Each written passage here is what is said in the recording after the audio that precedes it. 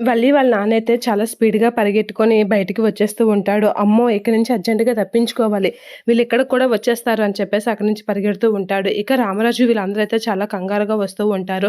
అలా కంగారుగా వచ్చి చుట్టూ వెతుకుతూ ఉంటారు. అందరూ కంగారుగా చుట్టూ వెతికేసరికి ఎక్కడ అతను కనిపించపోయేసరికి ఎక్కడున్నాడు? ఎక్కడున్నాడు? అనైతే చాలా టెన్షన్ పడుతూ వెతుకుతూ ఉంటారు.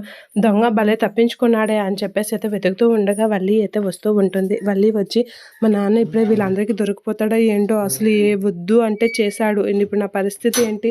ఒకవేళ దొరికిపోతే నేను వీళ్ళకి ఏమైనా సమాధానం చెప్పుకోవాలి? నా బండారం మొత్తం బయట పడిపోతుంది అని చెప్పేసి వల్లి అయితే చాలా టెన్షన్ పడుతూ ఉంటుంది.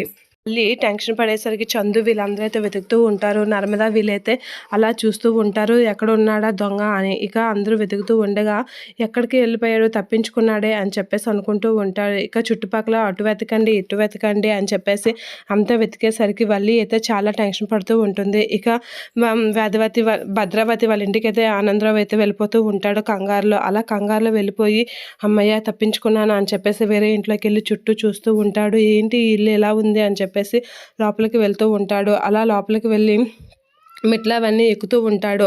ఆ మెట్లకి ఎలా అయినా సరే ఈ రోజుకి తప్పించుకుంటే తర్వాత ఏదో ఒకటి చేయొచ్చు అని చెప్పేసి అక్కడి నుంచి అయితే అలా నెమ్మదిగా వెళ్తూ భద్రావతి రూమ్లోకి అయితే వెళ్ళిపోతూ ఉంటాడు. అలా భద్రావతి రెస్ట్ తీసుకుంటున్న రూమ్లోకి వెళ్ళి అమ్మయ్య నా ముఖం ఎవరు చూడలేదు, ఈ రోజుకి తప్పించుకున్నాను. ఒరే ఇడ్లీ భలే పరిగెట్టావురా, నువ్వు ఎంత స్పీడ్గా పరిగెడతావని నీకు కూడా తెలియదు కదా అని చెప్పేసి రెస్ట్ తీసుకుంటూ ఉంటాడు. అలా రెస్ట్ తీసుకోగానే అక్కడ వేదవతి అయితే పడుకుంటూ ఉంటుంది.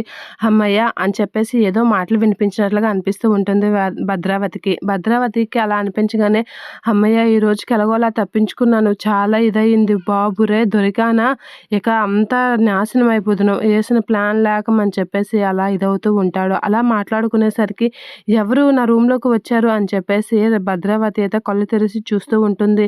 ఎవరది అని గట్టిగా అంటూ ఉంటుంది. అలా అనేసరికి ఒక్కసారిగా ఉలికి పడుతూ ఉంటాడు ఆనందరావు. అమ్మో మళ్ళీ దొరికానా అని చెప్పేసి అయితే తనకున్న మాస్క్ అయితే వేసుకుంటూ ఉంటాడు. అలా మాస్క్ వేసుకొని ఇప్పుడు ఎలా ఇక్కడి నుంచి తప్పించుకోవాలి అనేది మళ్ళీ చూస్తూ ఉంటాడు. ఇక భద్రావతి అయితే గట్టిగా కేక వేస్తూ ఉంటుంది. ఇక ఆనందరావు అయితే అలా ఉలిక్కిపడి ఉండిపోతాడు.